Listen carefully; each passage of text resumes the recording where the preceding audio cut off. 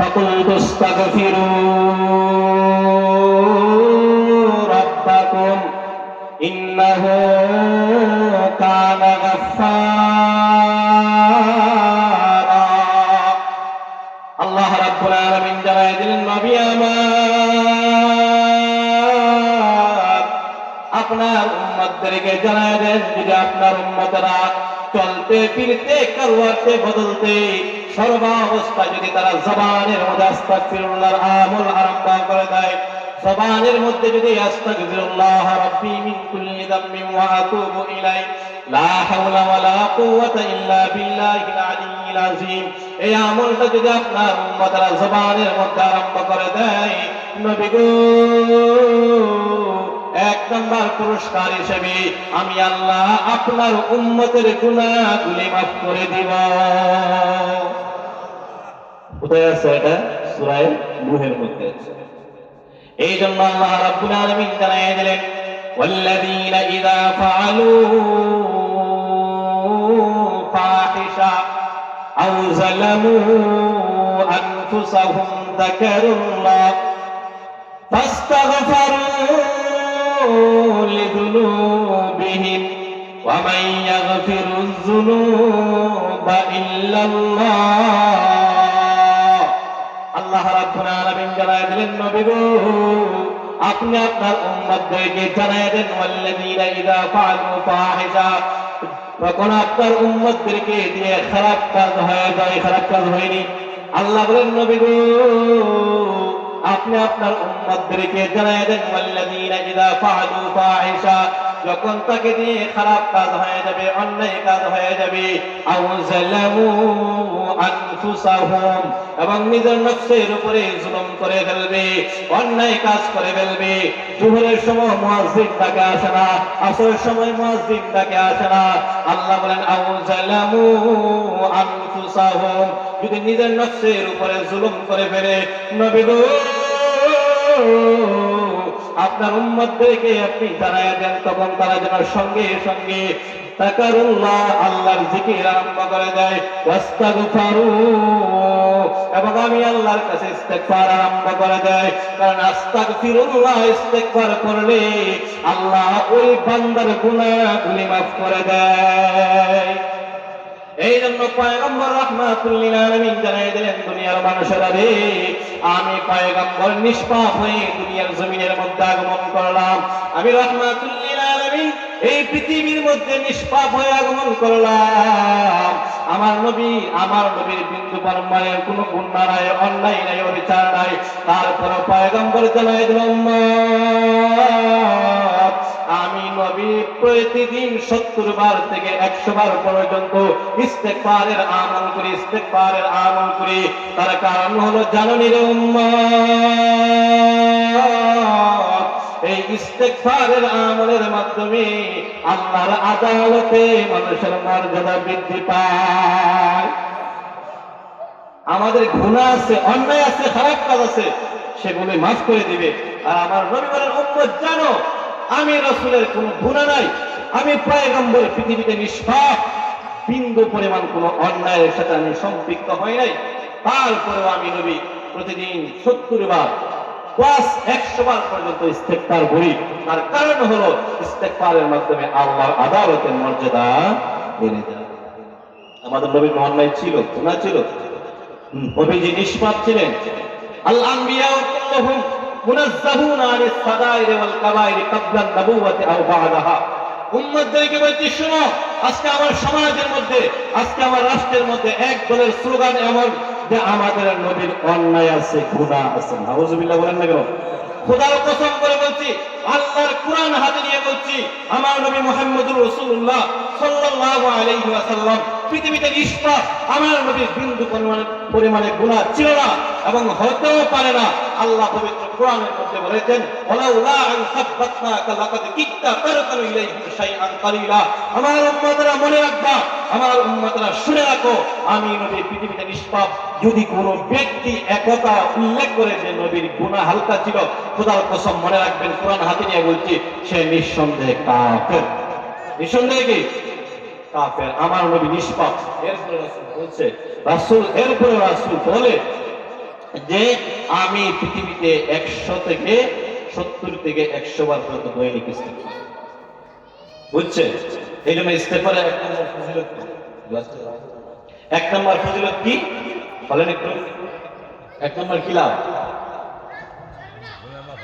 হ্যাঁ, ইস্তেগফারের এক নম্বর ফজিলত হলো আল্লাহ জিন্দেগীর সমস্ত গুনাহ মাফ করে। فقلت استغفروا ربكم إنه كان غفارا يرسل السماء عليكم مدرارا। আল্লাহ রাব্বুল আলামিন জানায় দিলেন দুনিয়ার মানুষেরা শোনো, ইস্তেগফারের 2 নাম্বার লাভ হলো, ফজিলত হলো ইউরসিলিস সামাআ আলাইকুম মিদরারা, আসমান থেকে আমি আল্লাহ তোমাদের জন্য উপকারী বৃষ্টি নাযিল করব। কি দিবেন? বৃষ্টি। অনেক সময় দেখবেন বৃষ্টি হয় না, এরকম হয় কিনা? কিছুদিন আগেই তো, 1 বছর আগে বৃষ্টি হয় না, মানুষের হাহাকার লেগে গিয়েছে, মানুষ অসহ্য হয়ে গিয়েছে, জমিনের মধ্যে ফসল হয় না বৃষ্টি যখন অফ হয়। আল্লাহ বলেন ইউরসিলিস সামাআ আলাইকুম মিদরারা, ইস্তেগফারের 2 নম্বর লাভ হলো, ফজিলত হলো আমি আল্লাহ আসমান থেকে তোমাদের জন্য উপকারী বৃষ্টি নাযিল করি। আমি আপনাদের কাছ থেকে শুনতে চাই, আসমান থেকে বৃষ্টি খেয়ে দেয়? আরো জোরে বলেন। অনেকে আল্লাহ শব্দ মুখে আয় না, আমার কাছে মনে হয় বৃষ্টি মনে উড়িয়ে দেয়। বৃষ্টি একমাত্র আল্লাহ দেয়, আল্লাহ ছাড়া পৃথিবীর কোন মানুষ বৃষ্টি দিতে পারে? হুয়াল্লাযী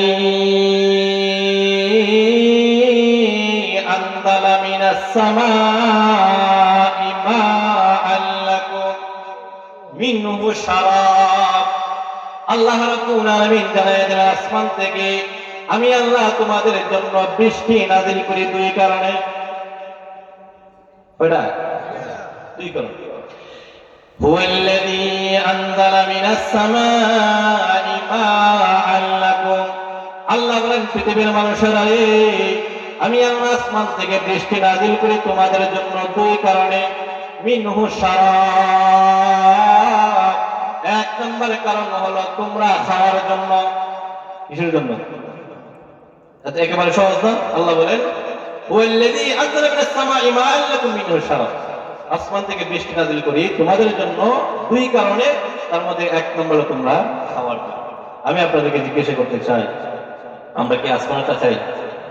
তাইলে আল্লাহ যে বলছে, বুঝেন না কথা?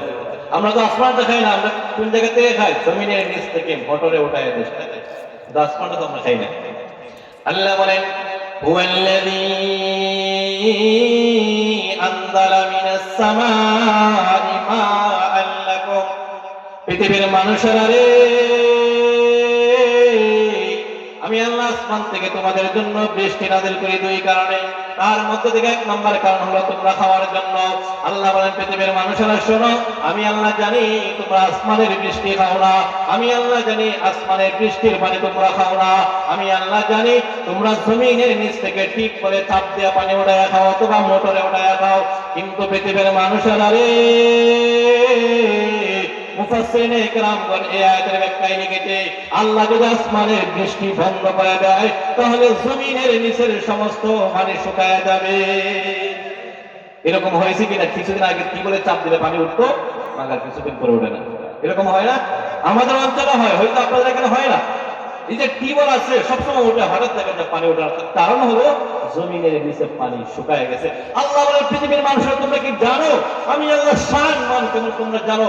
আমি আল্লাহ বৃষ্টি দেই আসমান থেকে, কথা ঠিক, আমি আল্লাহ বৃষ্টি দেই আসমানের, সেটা তোমরা খাও না। আমি আল্লাহ জানি ওই আসমানের বৃষ্টি আমি আল্লাহ যখন মুষলধারে জমিনের মধ্যে পালাই, এখান থেকে সেকে সেকে সেকে আমি আল্লাহ জমিনের নিচে তোমাদের জন্য রিফাইনিং করে স্টক করে আমি আল্লাহ জমিনের নিচে রেখে দেই। সেই জমিনের নিচের পানি তোমরা ভক্ষণ করো। খোদার কসম করে বলে মুহাদ্দিসগণ এটাও লিখেছে, যে আসমানের বৃষ্টি আল্লাহ 1 বছরের জন্য বন্ধ করে দেয় অথবা একাধিকের জন্য একেবারে বন্ধ করে দেয়, একটা সময়ে জমিনের নিচে সমস্ত পানি শুকায় যাবে, মানুষ আর জমিনের নিচ থেকে পানি উঠায়া খাইতে পারবি। এখন কেমন যেন আমরা আল্লাহ বলছে আসমান থেকে বৃষ্টি দেই, সেই বৃষ্টি জমিনের নিচে যায় আর সেটাই আমি আল্লাহ কুদরতি ভাবে রিফাইনিং করে তোমাদেরকে খাওয়াই। সুবহানাল্লাহ, আসলে আরে শক্তি দিয়ে বলেন না। আল্লাহ রাব্বুল আলামিনের কুদরত কত চিন্তা করেন, আসমানের বৃষ্টি সেটা জমিনের নিচে যায়, রিফাইনিং হয়, সুন্দর হয়, কি ফ্রেশ পানি আসে। এই জন্য আল্লাহ বলেন দুনিয়ার মানুষেরা রে, আমি আল্লাহ তোমাদের জন্য বৃষ্টি নাযিল করে আসমান থেকে দুই কারণে। তার মধ্যে 1 নম্বর কারণ হলো মিনহু শারাব, আসমানের পানি তোমরা ভক্ষণ করো। 2 নম্বর হলো আল্লাহ জানায় দিল দুনিয়ার মানুষ আমি আল্লাহ আসমানের বৃষ্টি নাযিল করি 2 কারণে। তার মধ্যে 2 নম্বর কারণ হলো আসমানের বৃষ্টি দিয়া তোমরা জমিন থেকে ফল উৎপন্ন করো। জমিনের ফল উৎপন্ন নি, এই যে শাক সবজি ধান হয়, এগুলো কিসের মাধ্যমে হয়? পানি। আপনাদের সামনে কি আছে? নদী আছে, সেখান থেকে ওঠে না পানি। এই জন্য আল্লাহ বলেন পৃথিবীর মানুষ শোনো, আমি আল্লাহ তোমাদের জন্য আসমান থেকে 2 কারণে বৃষ্টি নাযিল করি। 1 নম্বর হলো মিনহু শারাব, খাওয়ার জন্য। নাম্বার 2 হলো আসমানের বৃষ্টি দিয়ে তোমরা সিজনের সমস্ত রিজিক, ফল, খেজুর মিজুর যা আছে বিভিন্ন সবকিছু তোমরা চাষ করো। ইমবিতু লাকুম বিহি যারআ ওয়াজ-যাইতুন ওয়ান-নাখীল। আল্লাহ বলেন পৃথিবীর মানুষেরা রে, আমি আল্লাহ আসমান থেকে বৃষ্টি নাযিল করি, ওই বৃষ্টি তোমরা খাও। 2 নাম্বার হলো ওই বৃষ্টি দিয়ে তোমরা জমিনের মধ্যে ফল চাষ করো। আল্লাহ বলেন দুনিয়ার মানুষ, ওই যে তোমরা জমিনের মধ্যে এরি লাগাও, এরি বুঝুন এরি, ওই যে এরি লাগাও তোমরা ধান চাষ করো, ওই আসমানের বৃষ্টি যখন আমি আল্লাহ নাযিল করি, সিজনের বিভিন্ন ফল তোমরা আসমানের বৃষ্টি দিয়া উৎপন্ন করো, তারপরে সেগুলো তোমরা পেটের ভিতরে ঢোকাও। কথা ঠিক না বেঠিক? কথা বলেন না, কথা ঠিক নেই। এই জন্য আল্লাহ বলেন ফাকুলতু আস্তাগফিরু রাব্বাকুম ইন্নাহু কানা গাফফারা। আল্লাহ জানায় দিলেন নবী গো, আমি আপনার উম্মতদেরকে একটা আমল দিয়ে গেলাম, একটা আমল করলে আমি আল্লাহ তাদেরকে পুরস্কার দেব 5টা। তার মধ্যে থেকে 1 নম্বর পুরস্কার হলো আমি আল্লাহ তাদের জিন্দেগীর সকলের গুনাহ মাফ করে দেব। নাম্বার 2 হলো ইরসিলিস সামাআ আলাইকুম মিদরারা, আমি আল্লাহ আসমান থেকে মুষলধারে আপনার উম্মতের জন্য বৃষ্টি নাযিল করে দেব।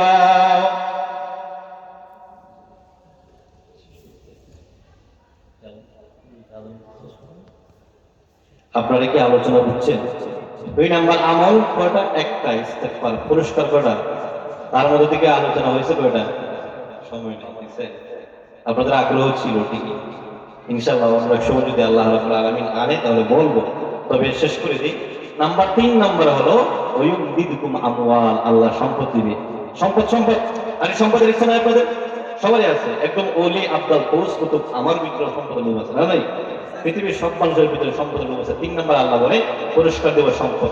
4 নম্বরে আল্লাহ বলেন ওয়ুমদিদুকুম বিআমওয়ালিন, আমি তোমাদেরকে সন্তান দেব। অনেক মানুষ আছে না সন্তান নাই, পাগলা মসজিদে গিয়ে আংটি ছেড়ে দিছে 5,000 টাকা, ইমাম সাহেব দিত না 1 টাকাও, ছেড়ে দিছে কোথায়? পাগলা মসজিদে গিয়ে। কিছুর জন্য সন্তান নাই, হাহাকার শুরু হয়ে গেছে। আল্লাহ বলে না, পাগলা মসজিদে দিতে হবে না, আমাকে শাহজালাল শাহ কোরআনে দিতে হবে না, এগুলোর প্রয়োজন নাই। স্বামী স্ত্রী মিলে ইস্তেগফারে আমল করো না, আমি আল্লাহ আসমান থেকে সন্তানের ফয়সালা করে দেব।